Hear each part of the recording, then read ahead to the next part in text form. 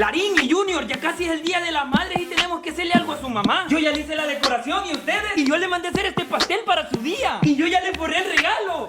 ¡Felicidades, mamá! Gracias, yo sabía que ese dolor de parto iba a dar resultados algún día. Amor, y te hice este regalo. Gracias, amor. Mamá, te compré esto. Gracias, Junior, pero ¿qué será? ¿Qué será? Y yo te traje esto, mamá. Gracias, Larín, yo creo que esta es una cama. Voy a abrir este regalo, quiero ver qué es. Gracias, Junior. Vamos, mamá, muerde el pastel. Que lo muerde.